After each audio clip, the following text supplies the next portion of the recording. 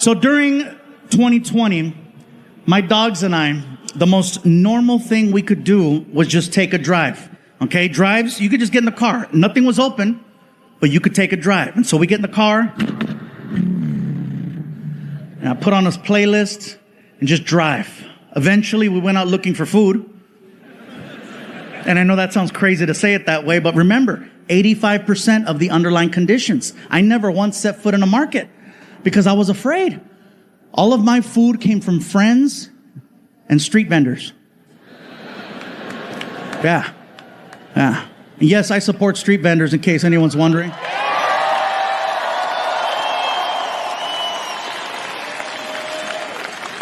Because no matter what, they're working their asses off, again, trying to make a better life for themselves and for their families.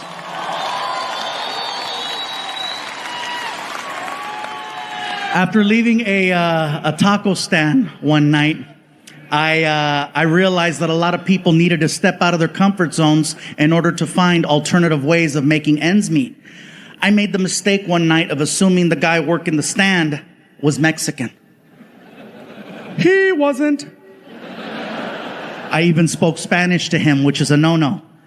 The rule is, when engaging a brown person, you must speak English to them first, and then if there's a language barrier, then you go to Plan B high school Spanish. You start off in English. Hello, sir, may I? ¿Qué? No entiendo. ¿Qué pasó? Oh, hold on, I got this. Hola. Yummy. So I walked up to this guy at the stand, and I was like, he reminded me of a tío, so I was like, hey, ¿qué onda, compa? ¿Cómo estás? And which is like, hello, friend, how are you? And he responded, what are you saying to me?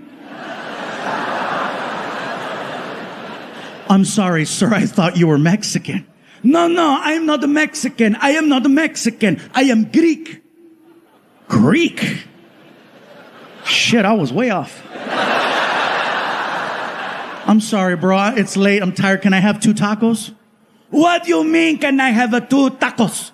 I just finished telling you I am not a Mexican. I am Greek. I do not sell taco. I sell gyro. Gyro? And then I remember seeing writing on the front of the cart, and I just thought it was like the guy's name or something, right? I was like, it spells it out. G-Y-R-O. So gyro. He got all pissy. It is not a gyro. It is gyro. That shit says gyro. It is gyro. Bro, I'm tired. It's late. What is a gyro?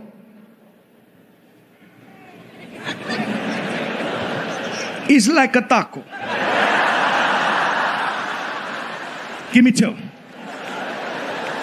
The first time I came here, I got a chance to meet some people, and they says, you know what, Gabriel, have you ever been here? Have you ever been to Chicago? Like, no, it's my first time. They said, well, we'd like to take you out to eat if you're down. And I'm like, well, hello. I am very down. They took me to a restaurant called Portillo's.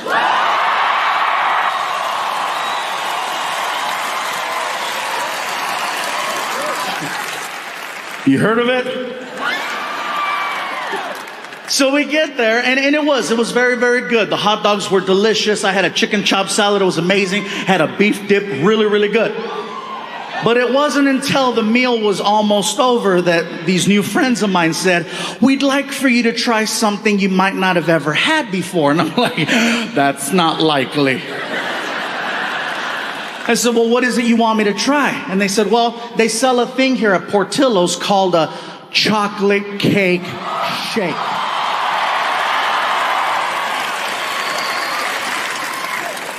I said, you had me at chocolate.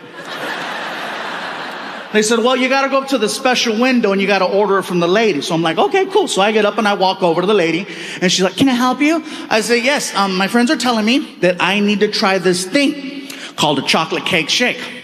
Okay, what size would you like? How good is it? You want a large. All right. Can I please have a large chocolate cake shake? No problem.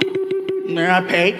And she turns around. She turns around and she walks over to this little refrigerator that's on the counter. And she opens it up and she pulls out a piece of chocolate cake. And I'm thinking to myself, she must misunderstood what I said. I didn't ask for a piece of chocolate cake. I asked for a chocolate cake shake. She must have heard what I was thinking because she's walking by and she's like, it's gonna happen.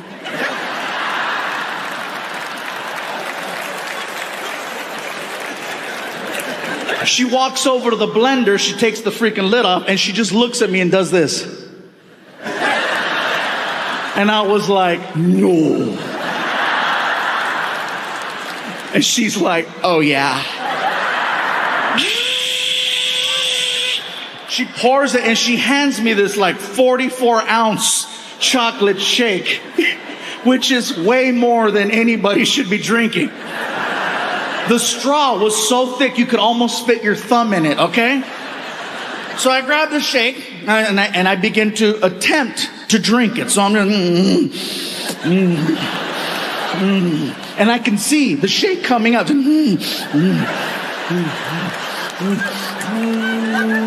And it hit, and then all of a sudden, woo! Oh, and by the way, thank you to whoever brought the chocolate cakes in the back. I got them right before the show. Thank you very much. Very cool. Somebody brought Chico's tacos too. I thought that was great.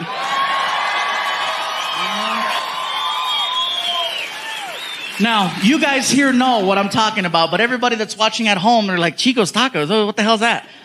It's an El Paso tradition. If you come to El Paso,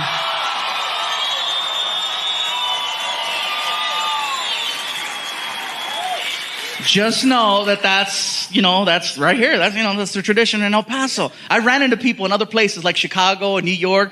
I'm like, where are you from? El Paso. And I say, Chico's tacos. And they're like, oh. Like, wow, yeah, that's hardcore. It is the craziest food I've ever tried, you guys. Craziest ever. Reason is, they give you these little taquitos and there's like a sauce and you pour it and like the taquitos float and then it absorbs. And I never thought I'd see the day where I could drink a taco. Yeah. And you gotta have that at the end of the night. Don't try to freaking plan out events after going, They'll say, oh, we're going to eat at Chico's and then go to the movies. No, don't do that. Don't do that. You'll be sitting there like, hey, this is a good movie, huh? This is the one where Nicolas Cage comes out and... Anyway, he plays the bad guy in this movie and it turns out really good. Then all of a sudden...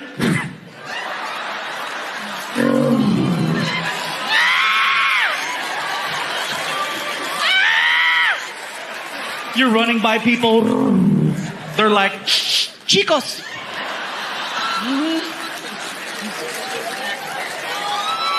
El Paso tradition.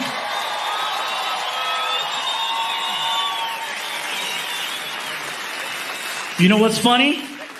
Is that a year from now, there'll be people watching this all over the world. Just like the first DVDs in Canada, Australia, and Europe. This DVD will wind up somewhere in Australia. And there'll be people in Australia going, what the hell's Chicos? Crocky, we gotta go. We gotta see Chico's. You watch. People freaking out. I say, we must go try Chico's. It sounds splendid. Yes, it does. Drink a taco. I never thought I'd see the day. I'm going to try it. El Paso it is. Office, I sit down, doctor walks in, and we spoke for an hour. In a nutshell, what he says is that he wants to take my stomach, which in his opinion is the size of an NFL football, and he wants to cut it and make it the size of a hard-boiled egg. Therefore, you only eat this much and you lose weight with time. Problem with gastric bypass is that if you don't stick to their program religiously, not only will you not lose weight, you will gain weight and you'll have a series of complications. And then he asked, do you travel a lot? I'm like, I'm on the road 46 weeks out of the year. He goes, this is not going to work for you. I'm like, I agree. I like 2 eggs. I said, well, what should I do? He goes, I don't know, but this isn't going to work. So I left the office. I was bummed out, you guys. I get in my car. I was so depressed because I'm like, someone told me I got 2 years to live. Surgery is my last hope. And so I started crying. I was sad. I was in the car. I'm crying. I'm like, what the hell am I going to do? And the only thing that could cheer me up was a drive-thru. And I know that sounds crazy. Some of you are like, isn't that what got you in that position to begin with? Yes, but it's the only thing that made sense. There's a reason why it's called comfort food. Think about that. Anytime you see someone eating a burger, they never look sad. They always look happy.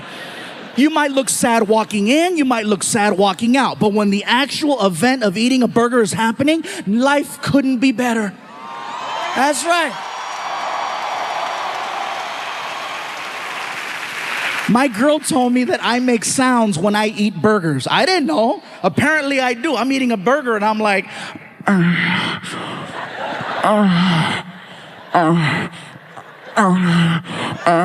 She was like, are you eating that or are you eating that?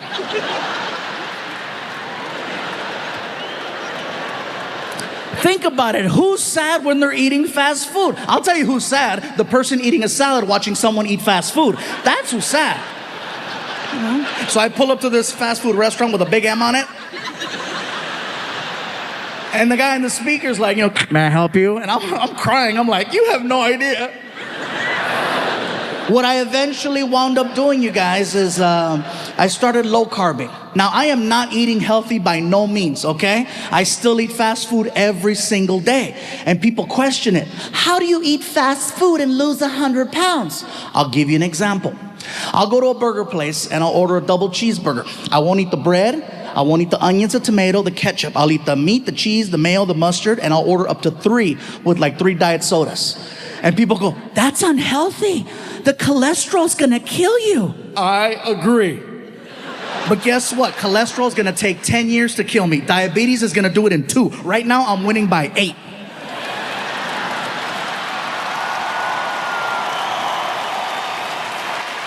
Hell yeah, that's called fluffy math, bro. There's a lot of people mad in here right now. Fluffy found a loophole, yes. So I started low carbing, I started doing yoga, and I know that sounds like a joke right there. Yeah, some of you are like, he means yogurt. No, yoga. Freaking DDP helped me, and then I started lifting weights, and it's kind of hard for me, guys, because now I have people at my shows telling me, we're noticing there's a little difference. You're a little less fluffy. What's gonna happen if you keep losing weight? What are we gonna call you? What are we gonna call you? I lift weights, call me Buffy, I don't care. The point is that I'm not trying to lose weight for vanity's sake. I'm very secure. The point is that I'm trying to lose weight so I can be around for my family, so I can be around for my friends, and so I can be around for you. You guys even have taco trucks.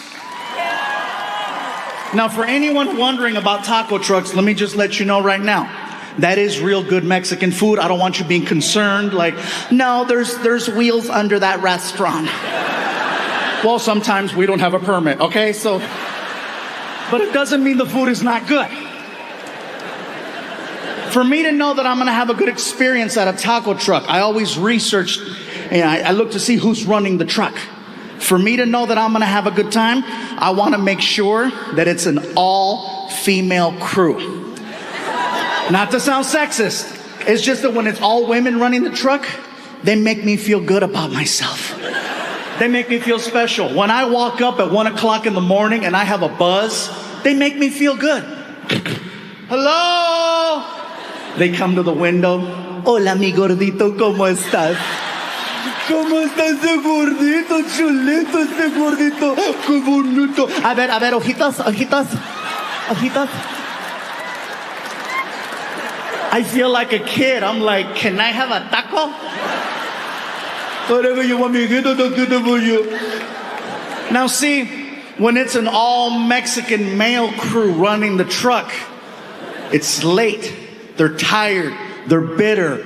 Customer service isn't our strongest point at 1 o'clock in the morning. And then you gotta deal with a drunk knucklehead like me. Hello? And they come to the window. ¿Qué chingados quieres, pinche gordo? What you want? What you want? Hey, what's up, bro? Can I have a taco? Okay, what else? That's it.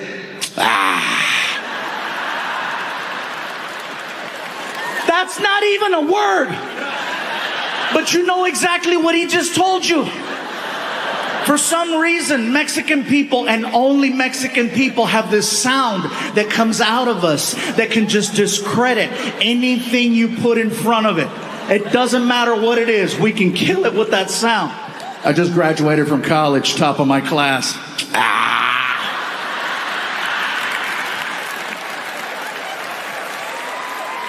Well, fine, I'll work at Burger King.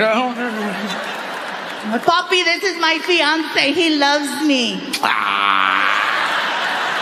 Fine, I'll be a whore. Yeah, freaking Miami. This is the only place I can pull this off.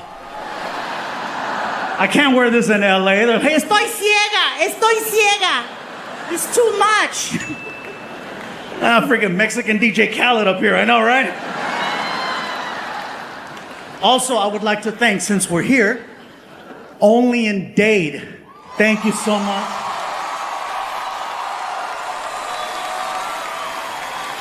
If you know, you know. And I think you know.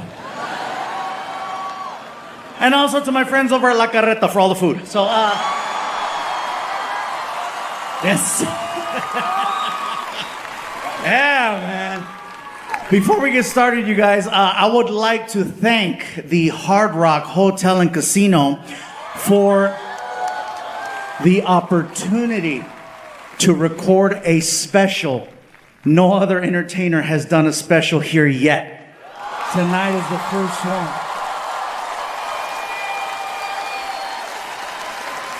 And it wasn't the Rolling Stones, it wasn't the Eagles. They trusted a comedian to make this happen, so I want to say thank you. Is anybody else staying here at the Hard Rock? Hey, me too. This is a beautiful hotel, and I'm not just saying that because my room is free. You know you're in a nice hotel and casino when you turn on your TV in your room and they have their own video. Like if you're staying here, you turn on the TV, you get this. Welcome to the Hard Rock Hotel and Casino.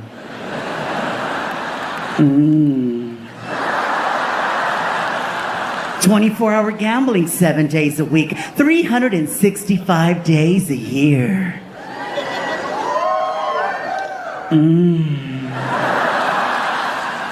I'm sitting there like, why can't I stop watching this? And I started thinking at this point, why don't they just do that to the slot machines? You know what I mean? Gambling's already shameless, might as well go all the way. You walk up to one of the little machines, pop in a 20.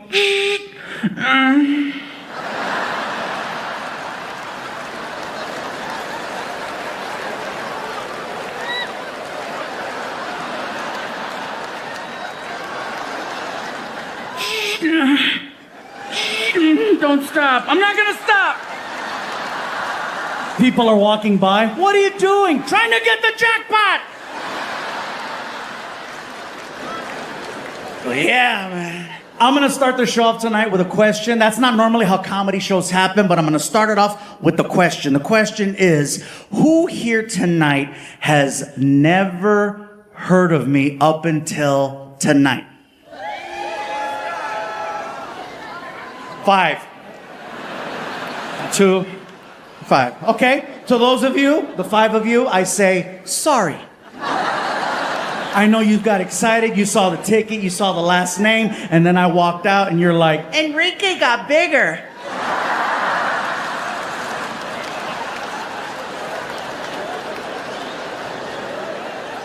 The only reason why I ask who has never seen or heard of me before is because if you have, then you know the type of show that I do.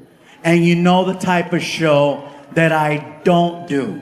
Like, I'm not here to tell you who to vote for, who not to vote for, what shot to take, or what baby to get rid of. That's not for me to say. And if you're already offended, you just missed the whole point of that. I'm telling you what I'm not gonna do. I promise you, I am here to entertain, not offend. Okay? We're gonna have fun with everybody, starting with me, but I'm just gonna let you know, we are living in a very different time. I've been doing this so long, I always figured as long as I'm being nice, I shouldn't have any issues. But it's a very different time. This is year 27 for me. Yeah. 27 years of being a comedian. And in those 27 years, I never had to worry. You know, when I first got started, 1997, I was clean shaven. Yeah, I had hair. I know, look at some of you. What happened? Huh? Vaccine, I know. I'm kidding. I'm kidding. Sorry, Florida. I'm kidding. I said vaccine. Some of you were like, I told you. Yeah, no. Te dije, el gordo dijo. Yeah. I know, by the way, I have some friends that tell me, dude, man, you're making money now. Why don't you get the hair thingy? I said, for what? Well, you know, some women, they want a guy with hair. Well, good for them. And they're not lying. I have gone out with some women that made it a point to tell me that hair was important. One told me flat out, I need to be able to run my fingers through your hair. Yeah? And I told her, hey, look, if you go deep enough.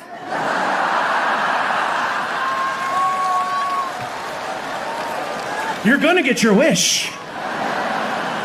You were not specific on location. Hey, you want hair, you want pelos? I got you. But yeah, 27 years of being a comedian. And in those 27 years, I have seen a lot of comedians come and go. And I feel very grateful that in all that time, we've still managed to maintain a certain level.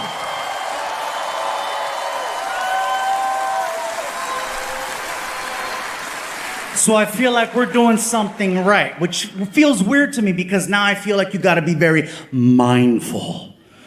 Okay, you gotta be extra mindful. Like, 27 years of being a comedian, I finally started hearing people tell me things that I've never heard before. I started hearing people tell me things like, hey, Fluffy, I grew up watching you.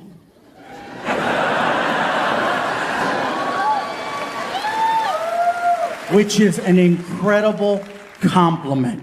Because that doesn't just say that you're a fan. That says that you're invested. That says that you've been following this career for a very long time. Some of you, the first time you saw me perform, you were kids.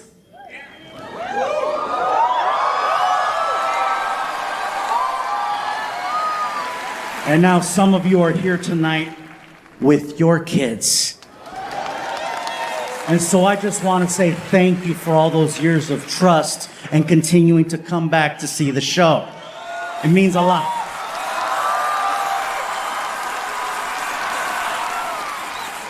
Hearing someone say they grew up watching me, that is one of the most beautiful compliments any entertainer can receive. And I understand that now with therapy, that's what that means.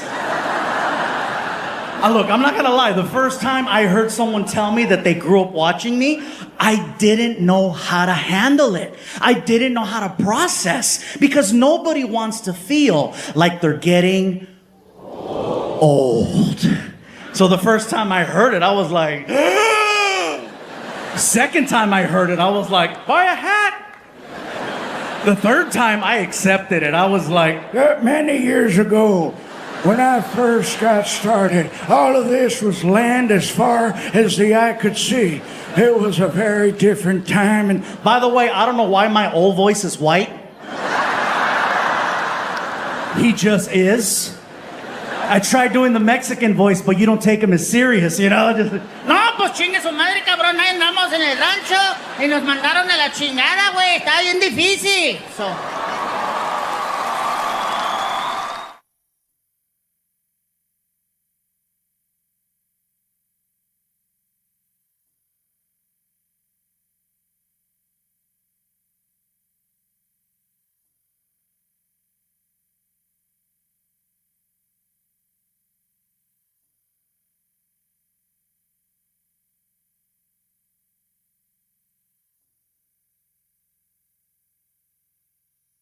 Now, when it first started happening, listen, guys, I'm not gonna lie, it was actually kind of cute because it was only other Mexicans bringing me these quote-unquote Mexican racist gift baskets. It started in LA after a show. This one guy walks up to me with a basket and he's like, hey, what's up, homie? Got your racist gift basket. I said, we're the same race. Hey, whatever. All right, whatever.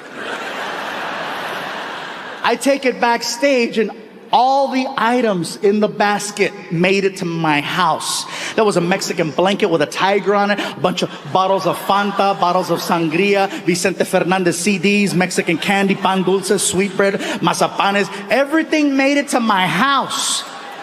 Now, the more East Coast we started traveling and the more down south we started performing, the more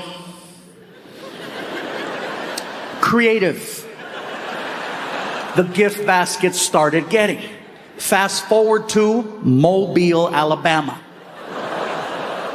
Oh, it gets good. Earlier tonight, before we kicked off this special, my friend Martin was out here making a couple of announcements. One of the announcements that he made was, if you brought a gift, please hold on to it until after the show. Don't bring it to the stage. It could interrupt the flow of the performance.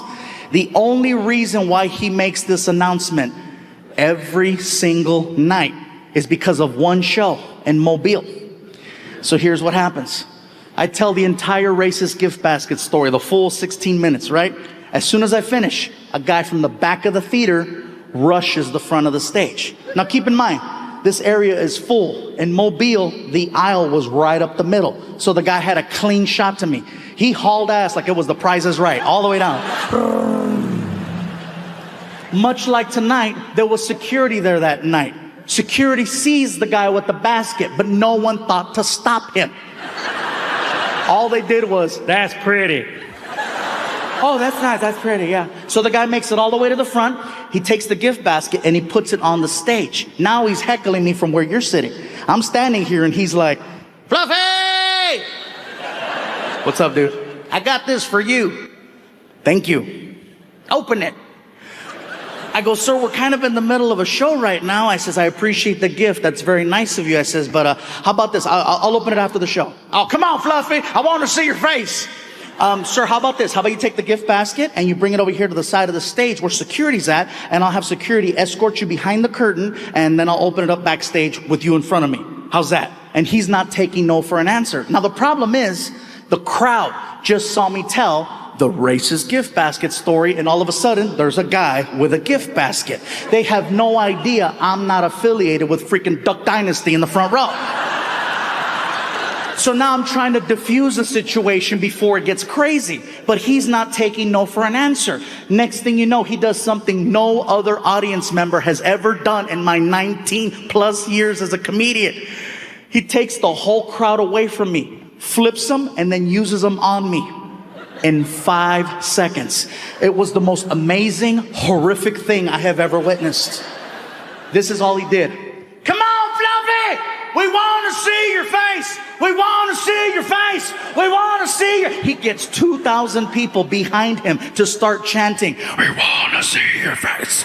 We want to see your face! It was very evident this was not the first rally he's ever led. The crowd is so loud, I can no longer hear myself over the monitor. So I'm like, I lost. So I get on my hands and knees, I put the microphone down, I grab the gift basket, and I start tearing it open. I reach in. Forget about pulling out Mexican soda, Mexican candy, or a Mexican blanket. This dude was a pro. I started pulling out gardening tools.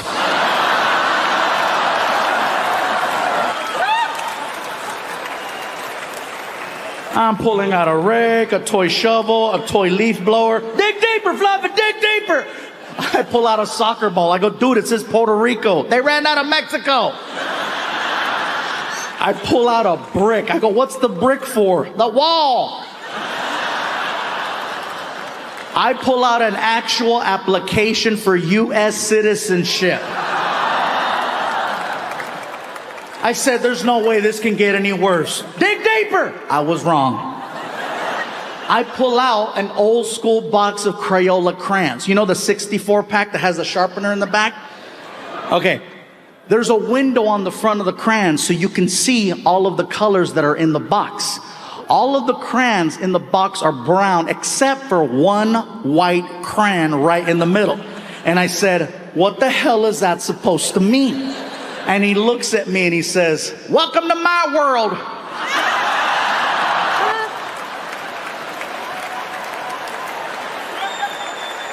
The crowd is laughing so hard, I know for a fact I don't have a joke that's gonna follow that. So I made it seem like that was the end of my performance. I picked up the gift basket, I said, thank you, Mobile! And I gave the guy a dirty look. I go behind the curtain, Martin is waiting behind the curtain, and Martin's like, bro, You killed it out there. I go, Martin, they weren't laughing at my jokes. What were they laughing at? And I showed him the application, and he's like, ah! You're not my friend. This is not my friend.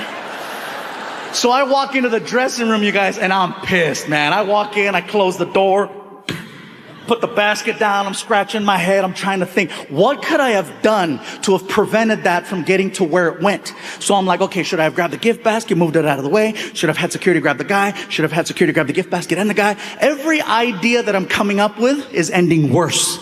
Finally, I accept it. I jump in the shower, I get out, I get dressed, security shows up. Mr. Iglesias? Yeah. Ready? Yeah, give me a second. I grab my backpack, I put on my backpack, I walk over to the door, open up the door, let's go. He sees the gift basket on the chair, and he's trying to be nice. I'll get that for you, sir. Yeah, bring it. Never know when you might need an application. So now he's escorting me out the back door of the theater into an empty parking lot on our way to the tour bus that's at the very end of the parking lot. We're walking for a good 4 minutes. All of a sudden, I hear this. Fluffy! Woo! Fluffy! Fluff, fluff, fluff, fluff, fluff, fluff, fluff, fluff, fluff, fluff, fluff, fluffy! Fluffy! I'm like, is he hog calling me? I believe so, sir. It's the guy that gave me the gift basket, and now he's standing next to the tour bus. So there's no way I'm gonna get past him. So I'm like, man. So we stop walking. Security's like, would you like me to call for backup? No, you don't need to call for backup. He's not gonna hurt me. It's just gonna get really weird. So I pull out my cell phone and I'm trying to text Martin. I'm like, come on, Martin, get over. He's not replying. The guy gets tired of waiting next to the bus. So now he's walking towards me, but he's doing it in a really weird way. He's walking towards me like I'm a dangerous animal. Okay? He's doing this. Fluffy. Fluffy, I'm not gonna do anything. And he walks over and he's just ranting. All right, look here, Fluffster. First and foremost, let me just tell you something right now. I've been watching your comedy for about 7 years now, and my favorite joke that you tell is when you give that gift basket to your colored friend G. Man, first time I heard you tell that joke, I wanted to laugh really hard, but I couldn't, right? Because I was at a bar sitting next to 2 black people. And you can't laugh at a black joke in front of black people because they get all uppity, start chanting civil rights and Rosa Parks and shit like that.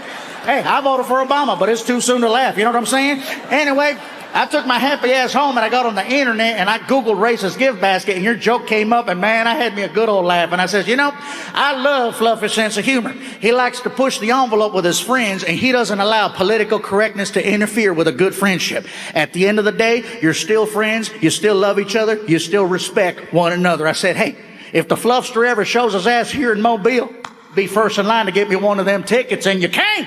So I tell my friends, let's go see the Fluffster. I said, but first, I bet you anything he'd appreciate it if somebody were to get him one of them gift baskets like he got G, except we got you the UPS basket.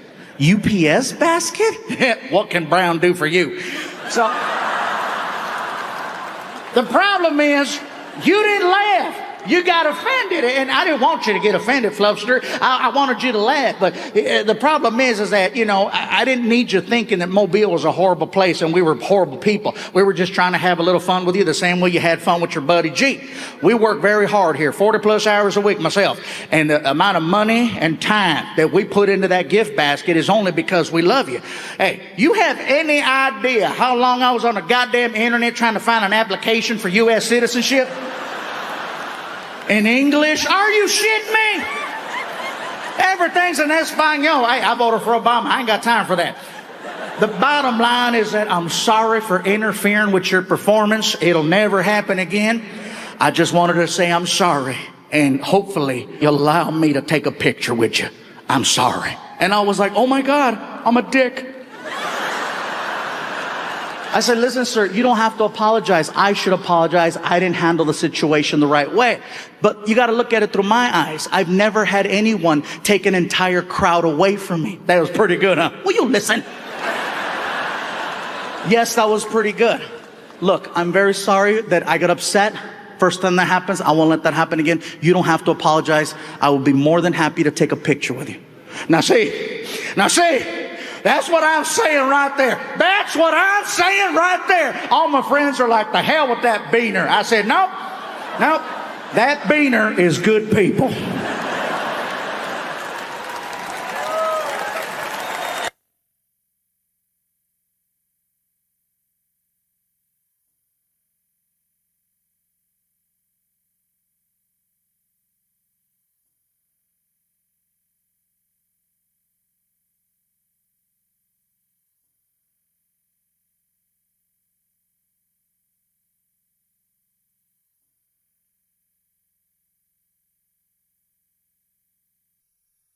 The difference between Snoop's show versus any other talk show I've ever done is that usually there's a person, like a producer or a director, who comes to you and gives you information, like how the show begins, topics you're gonna cover, how you go to commercial, how you come back from commercial.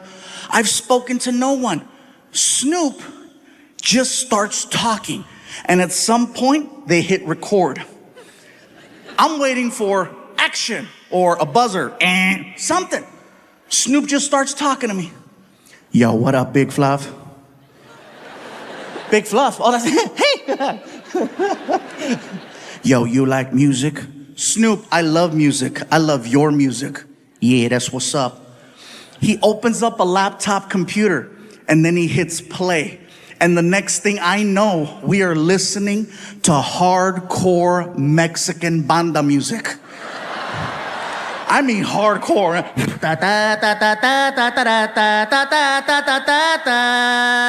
And you can hear gunshots in the song.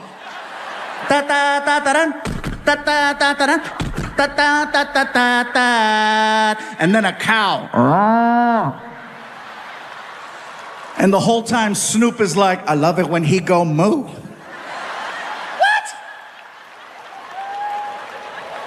I feel like he's messing with me because I'm Mexican, right?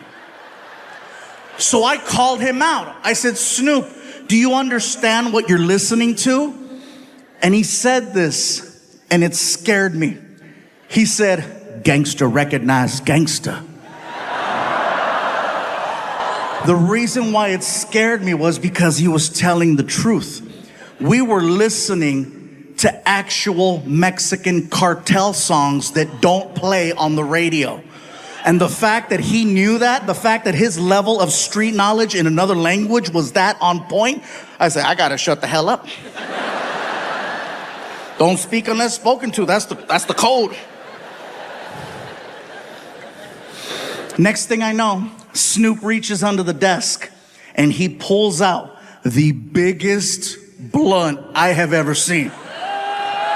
Oh, this sucker was huge. As soon as he pulled out that freaking blunt, I got excited because I wanted to grab my cell phone. Okay? I wanted to grab my cell phone so that I could take a selfie of Snoop in the background being Snoop. So while I'm fumbling, trying to get my phone, Snoop starts talking to me again. Yo, Big Fluff. Yeah, what? Hit that while I hit this.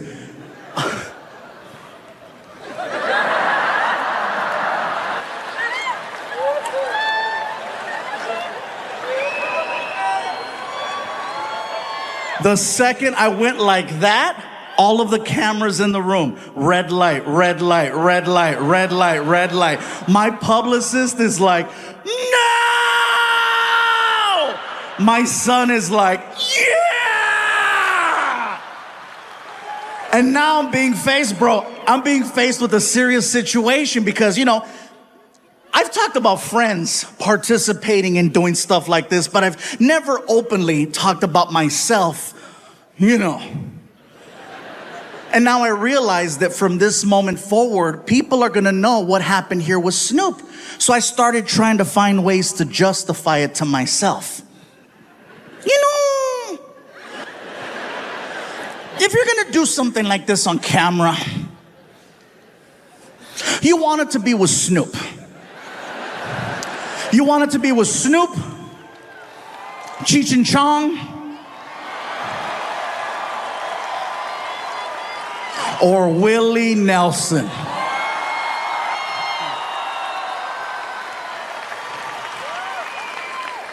Next thing I know, the manager hands me a lighter. I light it, and I take a big hit. So listen, I'm doing my best to hold in all this smoke because I don't want to look like a punk in front of Snoop Dogg. I'm trying, I'm fighting, bro. It's hard, you know.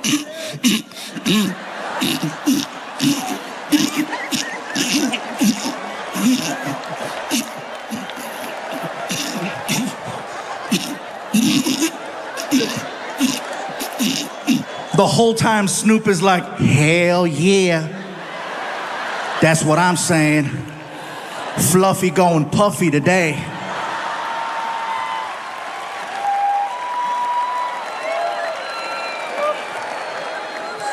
I do not remember the rest of the interview.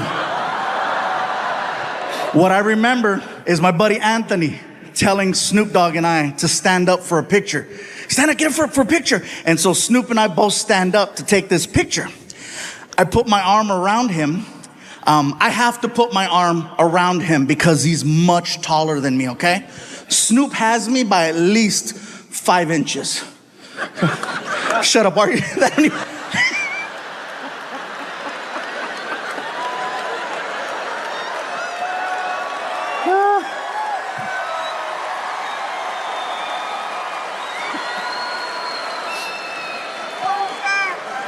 You guys are laughing at the wrong jokes.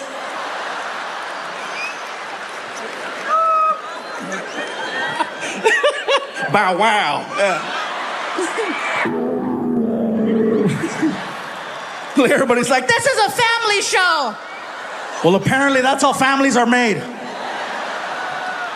That was too funny, sir. That was too funny. It's sad how hard she laughed at that as she looked right at you. I said, Snoop has me by at least 5 inches. And she's like, ah! Almost like she wasn't even laughing at me. She was like laughing at you. So apparently you guys have some story that I just reignited and now it's awkward for all the kids. So anyway, Snoop and I are taking photos and then I could hear my son, Dad, Snoop, can my son take a photo with you? Yeah. Get over here. And so Frankie runs up, you guys, and he's so cute because he's geeking out really hard. He's like,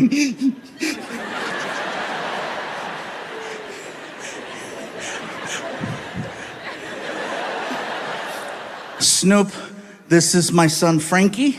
Frankie, say hello to Snoop. And Snoop looks at me and he's so cool. Snoop is like, yo, this your kid? What up, baby Fluff? And Frankie's like, I don't like that name. That's too bad. Get a job. Go.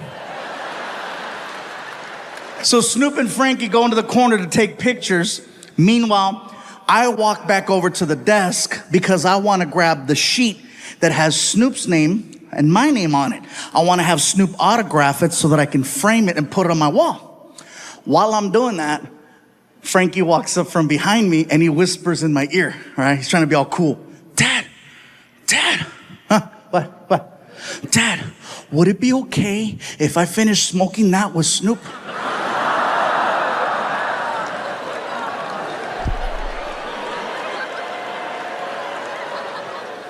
Now I am being faced with the biggest moral decision of my life. And I'm high. And my mind is racing 1,000 miles an hour. I'm like, should I let him? Should I not let him? Am I a good dad? Am I a bad dad? What's his mom gonna think? I need a Snickers. And then I thought about it. You know, Frankie, you're over 18. Technically, you don't have to ask me if you don't want to. So as far as I'm concerned,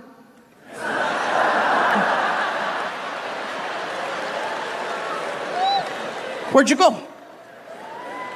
A minute later, I am recording my son in a cloud with Snoop Dogg. And then I sent the video to his mom. Hashtag biscuit blocker, yes I did.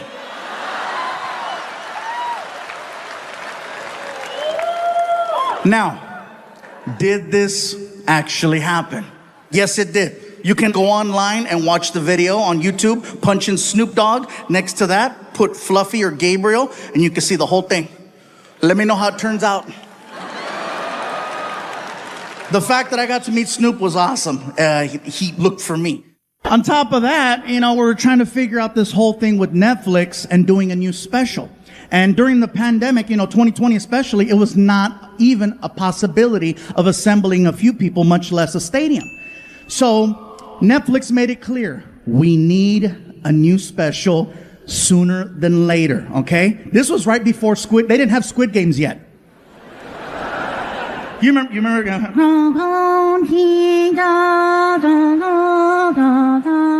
Red light. Yeah. Some of you are like, that's racist. No, that's accurate. That's really good. So anyway, Netflix said as soon as there's an opportunity to record a new special, we need a special. So with time going by, there became two options for recording a special in late 2020. One was Florida, and the other was Texas. Some people from Texas cheering? Yeah? Okay. You could cheer all you want. That's where I got COVID. Yeah. Chingate esa. So here's the story. So I had done shows before, in Texas, and I had never done a show in San Antonio. So the original plan was we wanted to record a special in San Antonio for the new Netflix show, for the series. So we couldn't really travel too much. And remember, they kept telling us, stay in your bubble, stay in your COVID bubble. Don't forget to stay in your bubble. So in order to be as proactive and just careful, we all went out there together as a team, okay? And then we all basically said, we're going to do a residency in San Antonio for 30 days. 30 shows in 30 days. And on the last day, we'll record a new special. This way it gives me a chance to start performing again because it'd been over a year since I touched the stage. And so we get there and they gave me the option. Do you want to stay in a house or do you want to stay in a hotel? And I said, well, I've never lived in Texas before, so let's see what a house feels like. So they got us like this fancy Airbnb, and basically, it was Martin, Alfred, my friend Rick, myself. It was like four of us. It was like the Mexican version of The Real World, okay? So we're all in this big house together. Everyone gets their own room. And so, of course, I get the big room because it's me. And, look at some, no, yes. So I open up the door. I turn on the light. Click. And I'm like, this is a beautiful room. Wow, look how big it is. And then I notice there's a hole in the wall. And I said, that's weird. So I get really close to the wall. And when I got close, I realized it's not a hole. It's a big-ass roach. And let me tell you, I am not exaggerating when I tell you that cuca was this big. That roach was this big. Now, I have used this unit of measure before to exaggerate. And let me tell you, I'm not exaggerating when I tell you that freaking cucaracha was this big. And I don't want you guys thinking, what, you think you're too good for roaches? No! I grew up with roaches my whole life. My mom and I, we lived in apartment buildings, projects. We always had roaches, but they were different. First of all, they were this big. And California roaches are very different. Okay? For example, when you turn on the light, they scatter. In Texas, he chilled. In California, they respond to sound and movement. Scatter. I tried my California technique on this Tejano roach. I said, and the roach was like, what? Oh my God, I don't think he's in my room. I think I'm in his. And at that moment, my tour manager walks in the room and she's like, is everything okay with the accommodations? I said, no, the room is beautiful, but look at the wall. Aw, there's a hole in the wall. I said, get closer. She gets up to the wall and she's like, oh, it's a big ass roach. I said, you're okay with that? She said, he's not in my room. She can see that I'm visibly bothered by this roach. So she's like, would you like me to take care of your little friend for you? And it is a little emasculating because I'm a big guy and she's like 5'2". So she's like, move, fool. She takes off her shoes, she grabs it, she gets up on a chair, and she brings it back, and she's like, soy la 69. Bam! Nailed that roach. Threw down her shoe, put it on. I look at the wall, and it kept moving. And I said, you have angered our friend. And she was like defensive. Fool, round two. So she grabs her shoe, gets back up on the stool, and she brings it back. And just as she's about to nail this roach for the second time, that shit started flying. It was a Harry Potter roach. Oh, man, mira. She's ñañaras, man.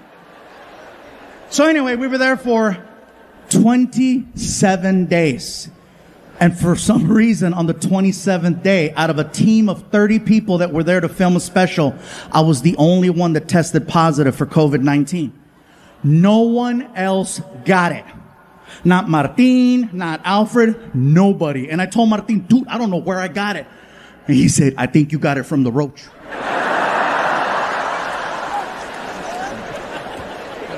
Anyway, on top of dealing with COVID, and by the way, a sincere apology to the city of San Antonio because I was supposed to tape a special with you guys, and clearly for obvious reasons we couldn't do it.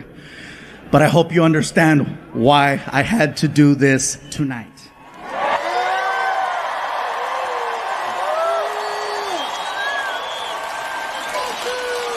On top of dealing with COVID, the vaccine situation, I come to find out someone was trying to extort money from me. Yeah, and they weren't even family. So chingate esta, watch. I get a phone call from my manager telling me that someone reached out claiming to have video footage of me being inappropriate with models. Yeah, see? Look at it. You guys are like me. Yeah, I'm like, I need to see it too. Now, no disrespect to any woman who has ever given me the opportunity.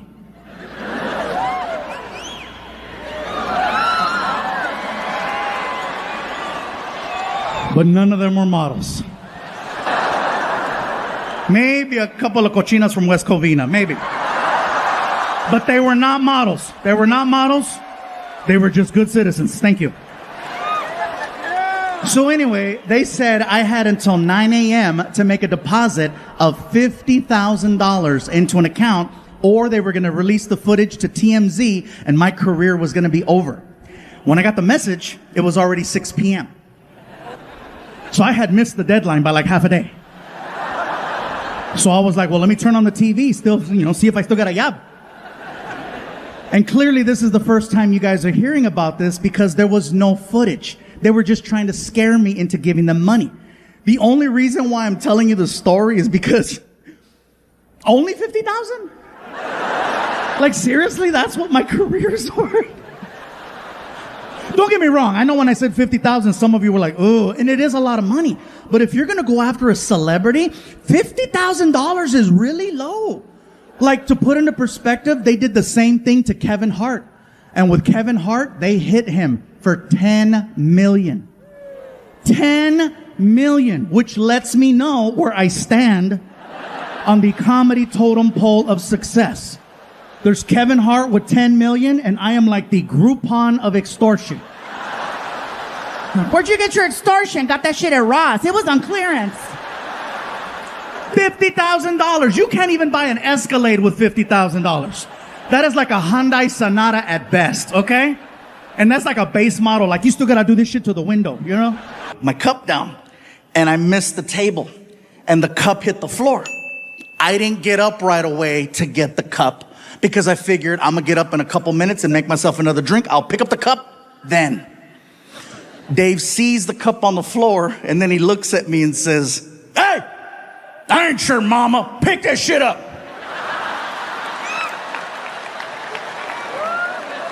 I get to the back of the bus, and I'm like, wait a minute, I pay him. "Hey, Dave, shut up. Yeah, I'll be in the back in my room. Thank you. Drive safe." And people tell me, you work with a man who talks that way to you? Why? Let me tell you why. Because he's honest. With Dave, you know exactly what you get. Nowadays, it is so hard for me to tell who's being genuine and who has an agenda. And with him, you know exactly where you stand. If he likes you, he loves you. And if not, you're on the curb with Kenny G. That being said, I have a story to share. About a year and a half ago, maybe longer, we're on the bus and we're heading down the highway. Just so you have kind of an understanding of the bus layout, let's say this is the front. Here's Dave, the driver, empty seat, and then a sliding door that goes in between him and the rest of the tour bus. My buddy Alfred and I are in the living room portion, and we're watching TV. We're watching the news. And on the news, there's this person who is running for some type of office.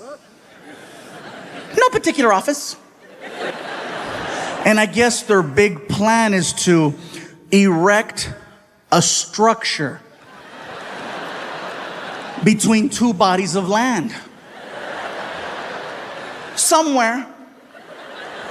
And I guess they want one side of the structure to finance the entire project. Well, my buddy Alfred and I, we have a lot of family that works in construction, and we know a bad job when we see one.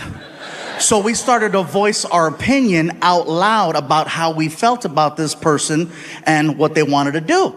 We're being very loud. So loud, Dave can hear us.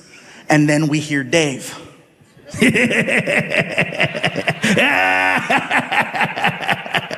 America. I yell out to Dave. I said, "Be quiet, Dave. This isn't about you." He taps a button on the dashboard that activates the sliding door. And when the door's about that far from closing, he yells out, "I'm building a wall."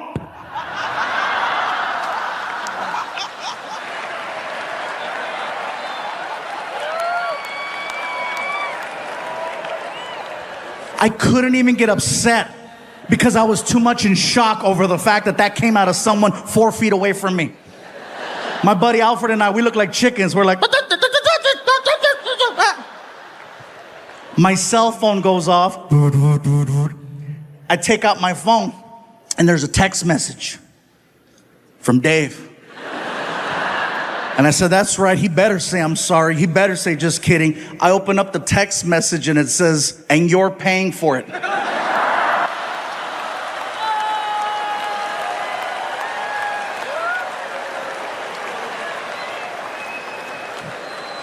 And people tell me, "You still work with him after that?" Yes, I do. I trust that man with my life every single night. I know where his heart's at. He can say whatever he wants. At the end of the day, he still has to drive around the king of the Mexicans.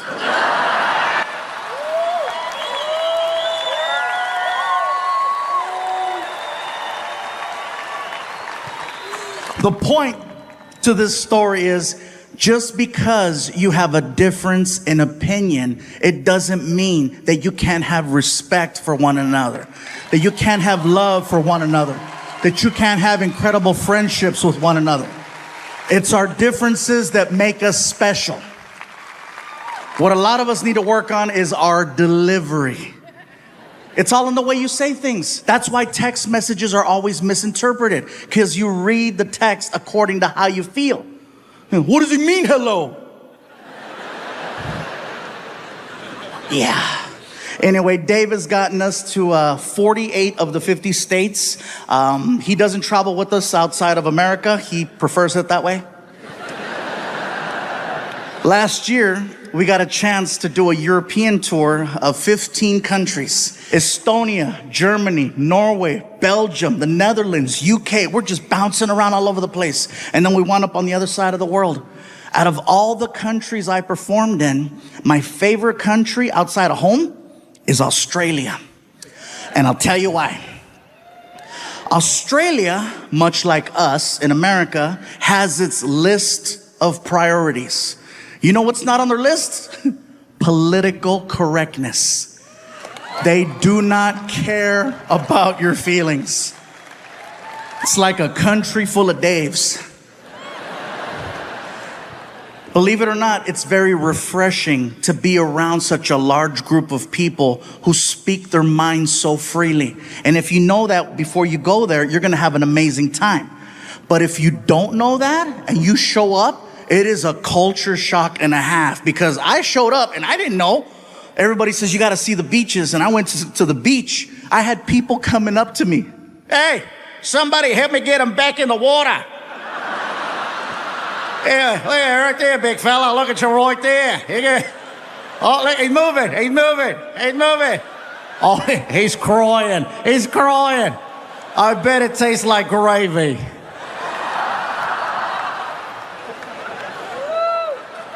It's not bullying if everyone does it. Yeah, that being said, I'm in Australia, Sydney, Australia, at the Opera House. For me, it was one of the most iconic places I've ever got to perform in. It was bucket list, definitely. After the show, I wanted to go hang out with some Aussies and see what that was like. I'm hanging out at a pub. First things first, Australian people do not drink Foster's beer. That's an American thing. They don't drink that over there. I tried ordering one to fit in, didn't go over well. Bartender looked at me. Hey, you like the taste of piss, do ya? Okay, don't order that again. So I'm hanging out with these two Aussies, and we're drinking a rum called Bundaberg. At first glance, it looks like a Coca-Cola bottle because there's a polar bear on the front. And then you drink it, and you're like, that's not Coke. As we're talking, a third Australian joined the conversation. And he sounded a little bit different from the other two. He had more of a raspy voice. More like, all right, yeah, mate. Yeah, all right. He sounded like a drunk pirate underwater. These two guys didn't like him, so they called him a name and they left. And now it's just me and drunk pirate. We're talking about life. Life in America, life in Australia, talking about our differences. He tells me that he's a professional knife maker. He's showing me how it's done. He's showing me pictures. We wind up polishing off 3 bottles of this rum. And drunk wasn't even the right word to describe our level. My tour manager, Ryan, he comes up to me and he says, Gabe, time to go. And I look at Ryan and I'm like, but Ryan, I just made a friend and he makes knives. And they're pretty. My tour manager always knows how to talk to me no matter what condition I'm in. If I'm drunk, he knows better than to talk to me like I'm an adult. He talks to me like I'm 2. He looks at me and he says, hey, buddy. You hungry?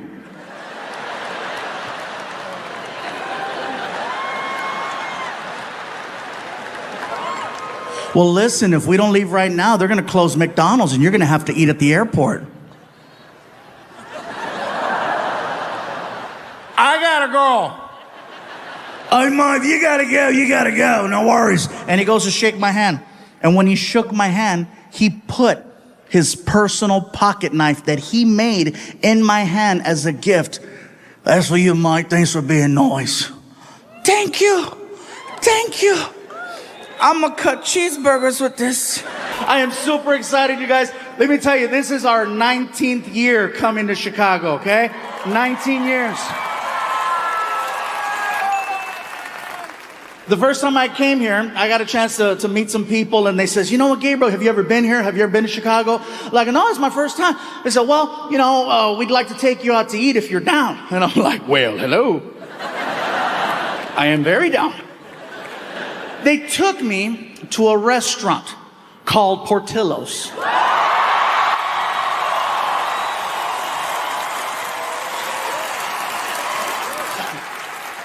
You heard of it?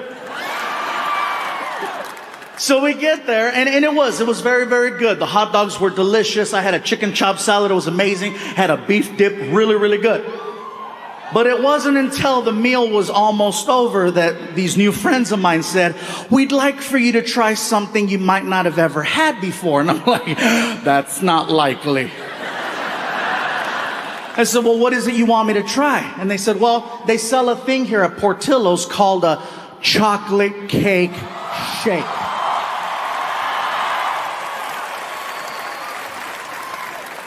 I said, you had me at chocolate.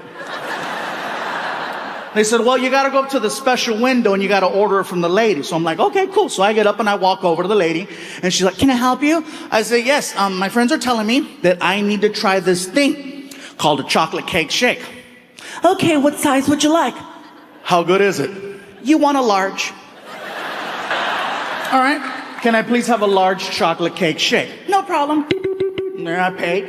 And she turns around. She turns around and she walks over to this little refrigerator that's on the counter. And she opens it up and she pulls out a piece of chocolate cake. And I'm thinking to myself, she must misunderstood what I said. I didn't ask for a piece of chocolate cake. I asked for a chocolate cake shake. She must have heard what I was thinking because she's walking by and she's like, it's gonna happen.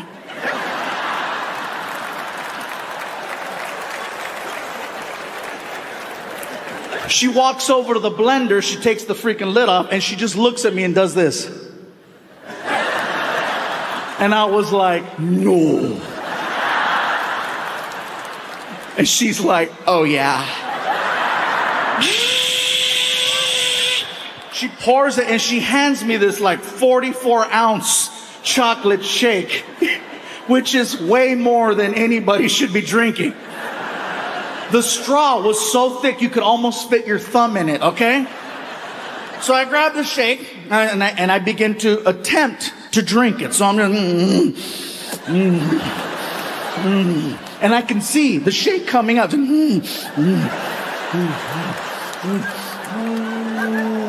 it hit, and then all of a sudden, woo! Hell, you guys even have taco trucks. Now, for anyone wondering about taco trucks, let me just let you know right now. That is real good Mexican food. I don't want you being concerned. Like, no, there's wheels under that restaurant. Well, sometimes we don't have a permit, okay? So, but it doesn't mean the food is not good. For me to know that I'm gonna have a good experience at a taco truck, I always research and I look to see who's running the truck. For me to know that I'm gonna have a good time, I wanna make sure that it's an all-female crew. Not to sound sexist, it's just that when it's all women running the truck, they make me feel good about myself. They make me feel special. When I walk up at 1 o'clock in the morning and I have a buzz, they make me feel good. Hello? They come to the window. Hola, mi gordito, ¿cómo estás? ¿Cómo está ese gordito, chulito, ese gordito? ¡Qué bonito! A ver, ojitos. I feel like a kid. I'm like, can I have a taco? Whatever you want me to get, I'll get it for you. Now see, when it's an all-Mexican male crew running the truck, it's late, they're tired, they're bitter. Customer service isn't our strongest point at 1 o'clock in the morning. And then you gotta deal with a drunk knucklehead like me. Hello? And they come to the window. ¿Qué chingados quieres, pinche gordo? What you want? What you want? Hey, what's up, bro? Can I have a taco? Okay, what else? That's it.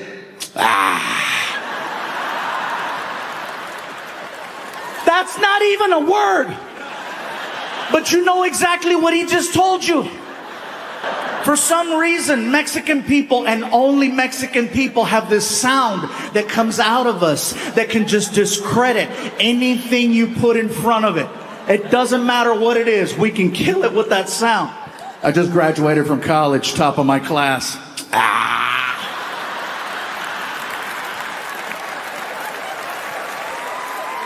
Well, fine, I'll work at Burger King. Papi, this is my fiance. He loves me. Fine, I'll be a whore. And speaking of whores, let me tell you where they put us up at. That's a bad segue. No, there's no whores at this hotel. Listen, I would like to personally thank the promoters for not only making this special happen, but for taking really good care of us. They put us at a hotel that's right across the street, you guys. And you know you're in a good hotel when you get inside of the elevator and it talks. It's one of those, you know? First floor. Second floor. Third floor. I'm like, man, she sounds hot. Fourth floor. Fifth floor. Oh, yeah. Martin asked me, how far are you going up? I said, all the way. I gotta see how this ends, you know what I'm saying? Oh, man. And by the way, you guys, since the last time we were here, I've had a few things change in my life. Some things happened that were so crazy that I couldn't even believe that it was a possibility. First thing that happened was I had my first ever celebrity death hoax, meaning that someone faked my death on the internet and it went viral. Someone wrote an amazing article that was read by over 30 million people that was so good. Even I was like, oh my God, I was so nice. TMZ reported it for 30 minutes until they called my publicist and confirmed that I was still alive. The article said that I had died October 31st from complications of type 2 diabetes. And in my head, I'm thinking to myself, that's a hell of a day to kill a diabetic. You know what I mean? That's like killing Santa on Christmas Eve. 30 million people read this article. No one thought to call me. Except Martin. That's right. Martin was the only one that called me. And I think that was just to verify that he still had employment. I got that phone call. Hello? Martin was like, hey, you dead? No, man, I'm good. I figured you would have texted me. And I would have, because that's the kind of friend I am, you know? I even asked my son Frankie, I said, Frankie, did you hear I died? That's what they meant. I go, what do you mean that's what they meant? Well, my friends were asking if you were okay. I go, what'd you tell them? I hadn't seen you. And so, well, apparently I died. Welcome back.